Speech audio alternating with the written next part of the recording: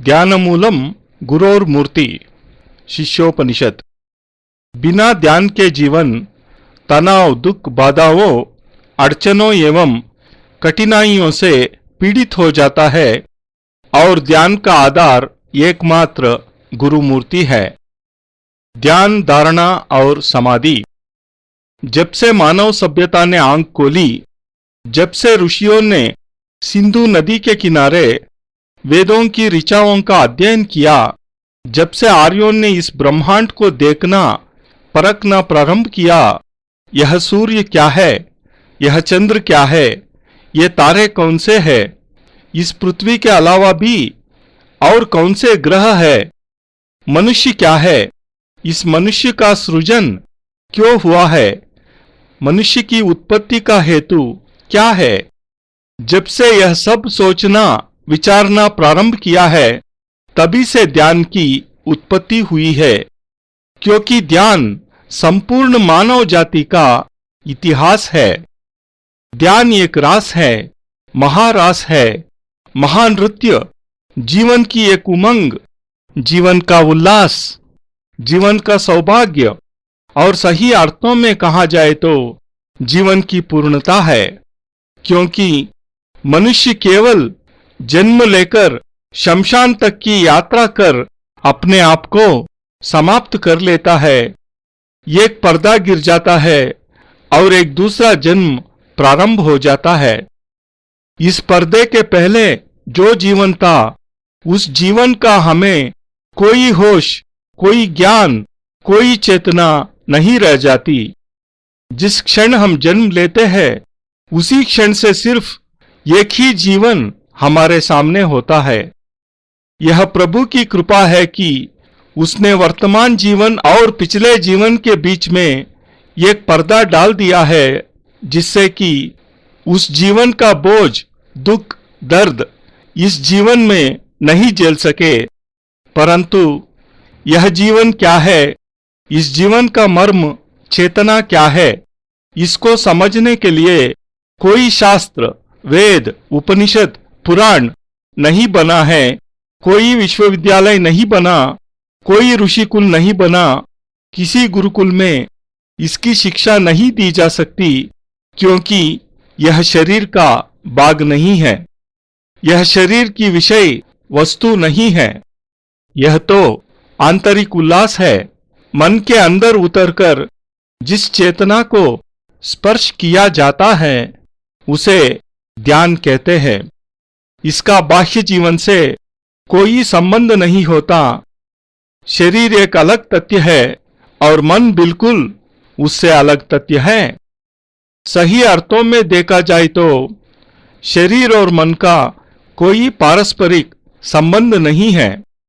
प्रत्येक मनुष्य के शरीर से रश्मियां निकलती है और वे रश्मियां दूसरे मनुष्य के शरीर को स्पर्श करती है। इन रश्मियों के आदान प्रदान से सुख दुख, हानि लाभ, जीवन मरण, प्रेम घृणा, यश अपयश सबकी उत्पत्ति होती है।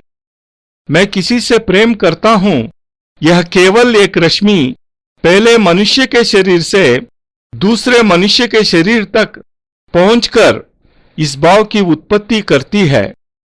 इसका मन से कोई संबंध नहीं होता, क्योंकि शरीर का शरीर से जो संबंध स्थापित होता है, वह केवल विषय वासनाओं से संबंधित है। काम, क्रोध, लोभ और अहम से संबंधित है।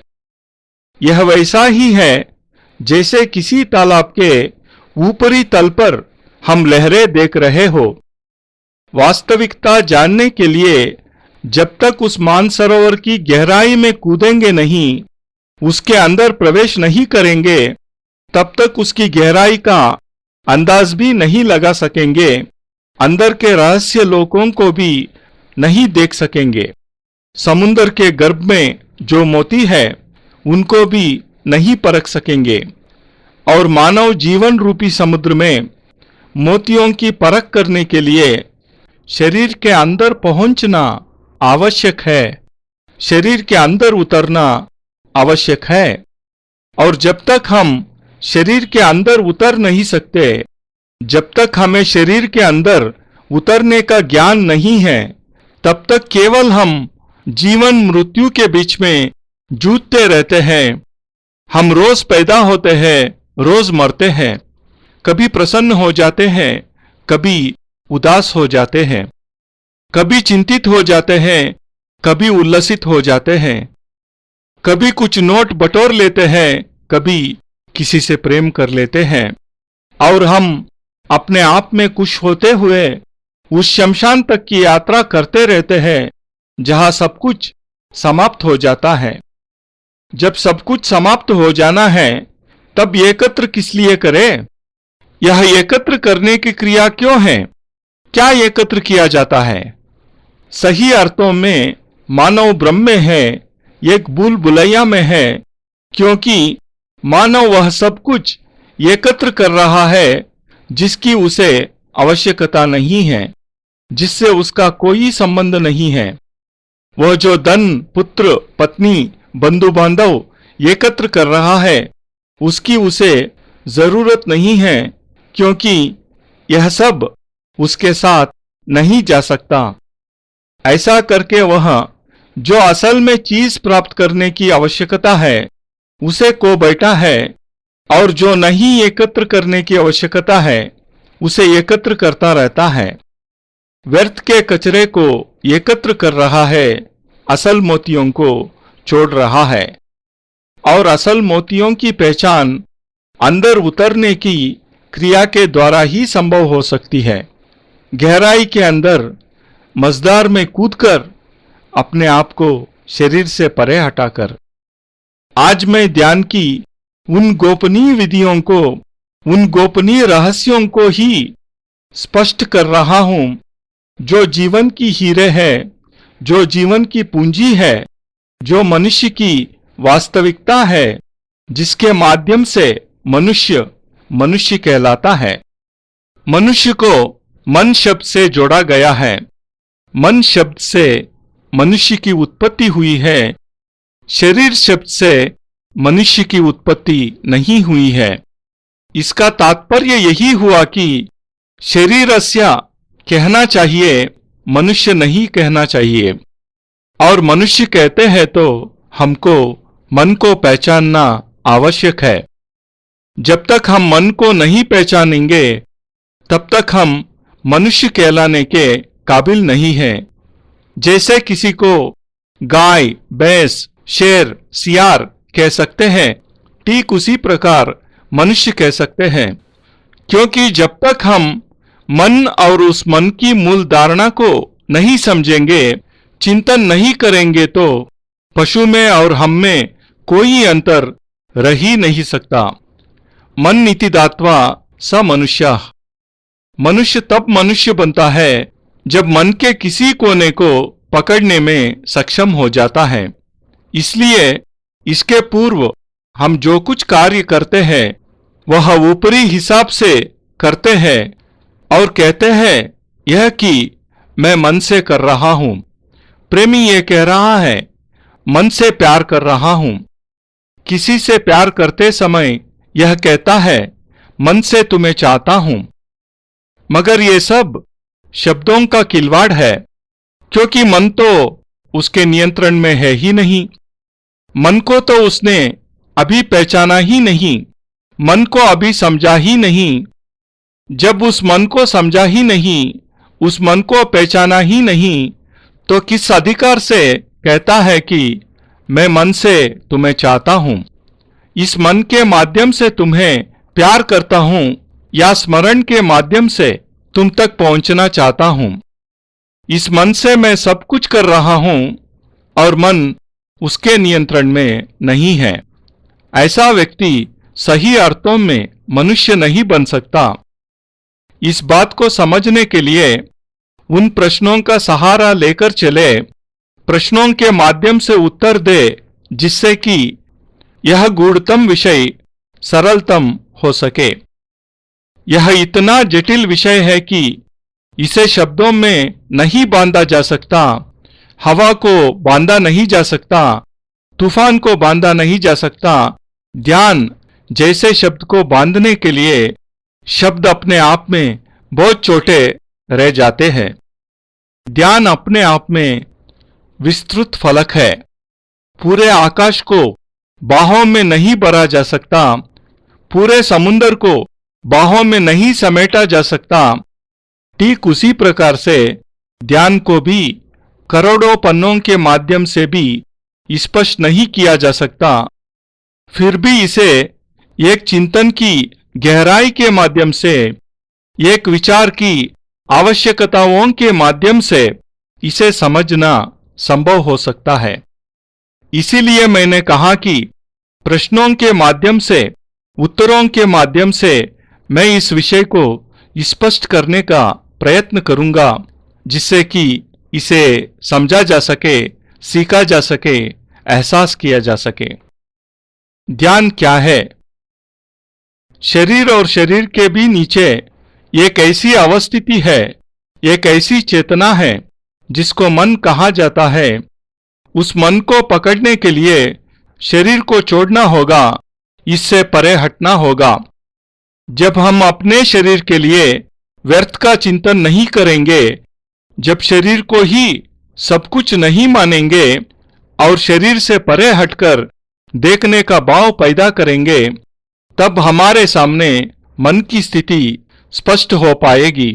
तब एक चेतना उत्पन्न हो पाएगी और उस चेतना को समझने के लिए आवश्यक है हम ध्यान को समझे, बहुत गहराइयों में उतरकर समझे।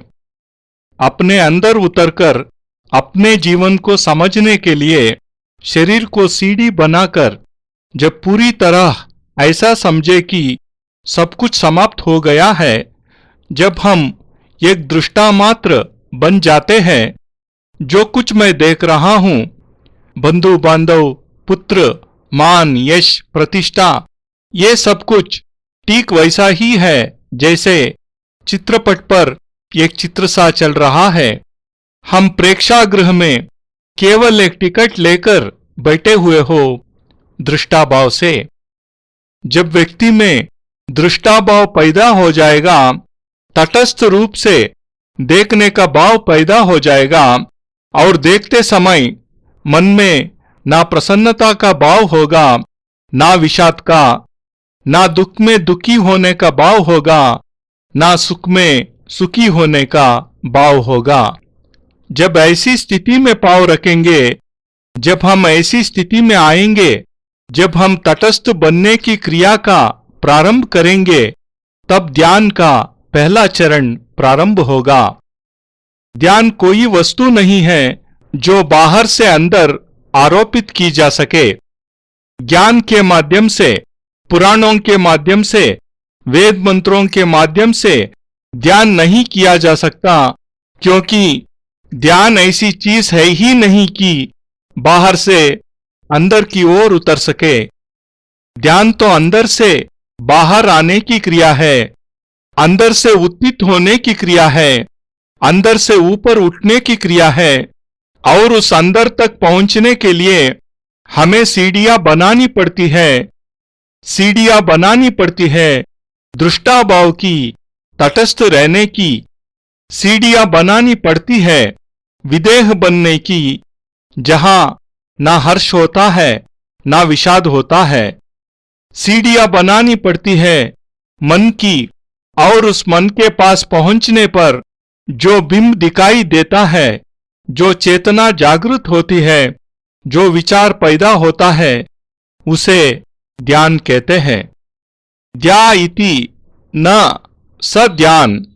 बाहर का कुछ भी ध्यान न हो, बाहर कुछ भी हो रहा हो, हम समभाव से रहे, हम तटस्थ होकर रहे, उस स्थिति को हम ध्यान कहते हैं। नारायणो त्वं निखिलेश्वरो त्वं